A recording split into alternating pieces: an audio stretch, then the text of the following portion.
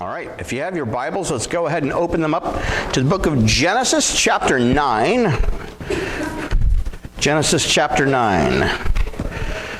Today we're going to talk about the Noahic covenant, the covenant that God made with Noah, but was not just for Noah.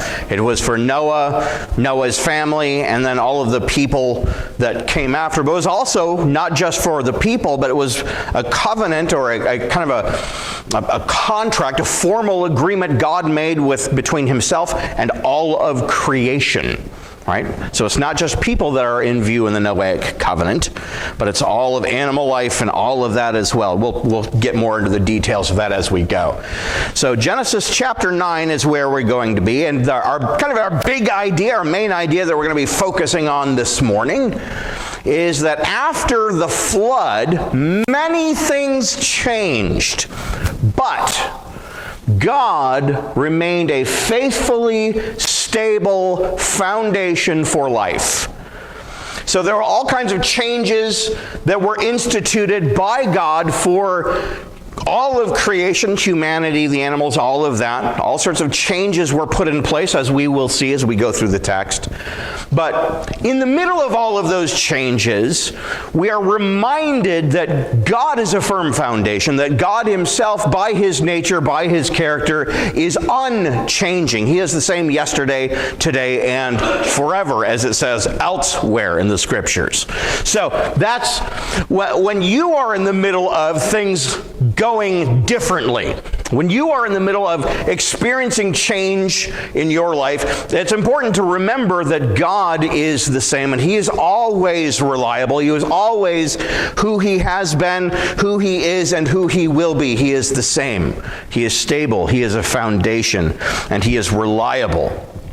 So our first fill in the blank, if you're following along in the sermon notes that are printed in your bulletin, is that number one, the blessing of God brings about a changed situation.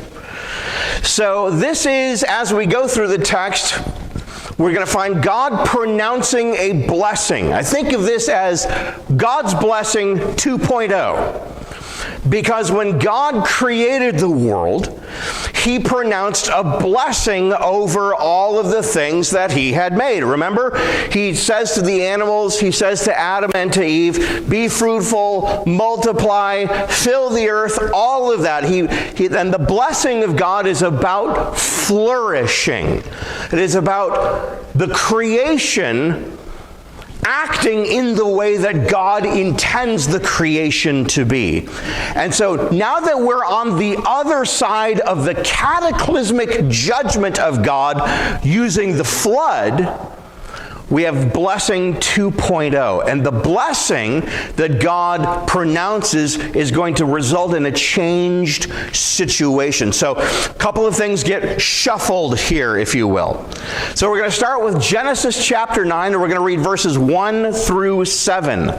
Genesis chapter 9, starting in verse 1. And God blessed Noah and his sons and said to them, be fruitful and multiply and fill the earth. So the same kind of blessing as the original one, right? Verse 2, the fear of you and the dread of you shall be upon every beast of the earth and upon every bird of the heavens and upon everything that creeps on the ground and all of the fish of the sea. Into your hand they are delivered. Every moving thing that lives shall be food for you. And as I gave you the green plants, I give you everything. But you shall not eat flesh with its life, that is, its blood. And for your lifeblood I will require a reckoning. From every beast I will require it, and from man. From his fellow man I will require a reckoning for the life of a man. Whoever sheds the blood of man, by man shall his blood be shed. For God made man in his image. And you, be fruitful and multiply, increase greatly on the earth, and multiply in it. All right. So we begin with the blessing. And actually, verse 7 ends with a blessing. We have sort of a blessing sandwich here in these first 7 verses of chapter 9. It begins with a blessing, the description of what all is going to change, and then God restates the blessing as a reminder that even though all of this change is taking place, even though all of these different things are going to happen, the blessing of God is in operation here. So let's begin by then talking about the nature of the change that we're starting to see in the text here. So it says, the fear of all of the animals will be upon you. So there's a difference here from when we first saw man created up until the flood, is that man has an interesting relationship with the animal life that God has created. And apparently, there is no fear between animal and man in the initial stages of creation. Even after the curse in Genesis chapter 3, animals have no fear of humanity. Part of the blessing and part of the pronouncement that God made over Adam and Eve is that you are to take dominion over all of creation. You are to rule over all of the beasts of the field, all of the things that creep on the ground, all of the fish, all of the birds, all of that. So there was some kind of relationship between humanity and the animal kingdom, if you will, that allowed humanity to rule over them with ease. Even after the curse, there appears to be some of that still in operation. Now we get to post-flood, and this is where that changes. Many of us would probably have assumed that changed at the curse, but that's not the case. God notes that it changes here. So we have a few hundred years, several hundred years actually, of history before that gets changed. So there's a change of relationship between humanity and the animals. That occurs after the flood. It's part of the change that comes out of the blessing of God. Now, how is that a blessing? Because you would assume that now that there is this moment where all of humanity is essentially wiped out except for these few people, and all of the animals are essentially wiped out except for a few of every kind, that it would be easier for them to control. The problem is that by this point, I think what we're seeing is that the curse of sin has been working historically incrementally to put a distance between the animal kingdom and man, to the point where they're becoming dangerous to man. All of the predatory style animals that we're thinking of, like lions and tigers and bears, oh my, they're becoming a real problem for humanity at this point in history. So God puts a special fear on animals that makes them initially reticent to be around human beings, whereas they were not before. So, if you find yourself strolling out in the woods and you come across a bear, what do? Run! No! Don't do that! What do? Does anybody know what you do? What are some of the things they recommend you do? Make yourself big. Shout, "Hey bear!" Right? You want to intimidate them because that will, hopefully, help them feel that intimidation, that thing that God has put into them here in Genesis, and they will respond by, hopefully, running away. Okay? Because God has put into the animal life at this point a kind of fear of man. Now, is that like in every case animals will run when they encounter man? No. Okay? We're looking at a sort of a generic reality that's stated by God here. So there's a change here that occurs. This represents a change in the order of how nature operates.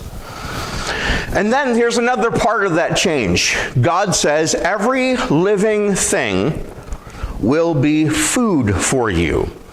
Now, if you'll remember, when we first meet the creation of Adam and Eve, God tells them their dietary needs are going to be met by plants. They're vegetarian at first. That changes here.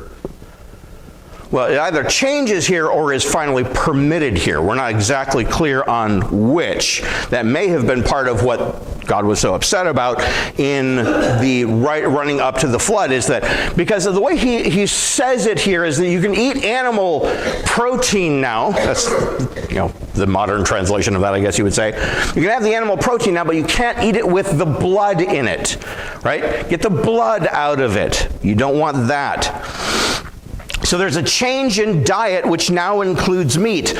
So there's going to be other revisions to the dietary restrictions that are going to come later on, right? So when we get Moses, when we get the people, the nation of Israel, we get the law that God gives through Moses, there are certain additional dietary restrictions that get added on the people of God. There are certain kinds of animals now that they can't eat. So don't eat this kind, do eat that kind. And then when we get to the gospel, there's a yet another revision, right? Jesus, for example, in Mark chapter 7 says, do not call anything unclean that God, or that's actually in Acts, do not call anything unclean that God has called clean. There's a Mark chapter 7 one where Jesus talks about the cleanliness and all of that of the food. But there are changes that occur, and the first big one occurs here. It marks a change in situation. And then there's this other big change that gets noted. For your lifeblood, I will require a reckoning. So what that means is if an animal kills a man, you have to put that animal down. If a man kills a man, capital punishment. God institutes capital punishment here in Genesis chapter 9. Right? There doesn't appear, by the way, to be any rescinding of that as a government function at any point in the Bible. As a matter of fact, when we get to the New Testament, we have it stated very clearly for us in Romans chapter 13. They do not bear the sword in vain. That's what the Caesar's purpose is. The one who, the main governance, human governance structure are there to keep that peace by threat of the sword. So that gets instituted here. So it's the institution of capital punishment for the crime of murder or for animal attacks on humans. That was not something that they did before. That's not something that they did in operation for, but God institutes it here. Some would identify this as the institution of human government. That may be a little bit in the air here, although the structural aspect of it is not evident at this point.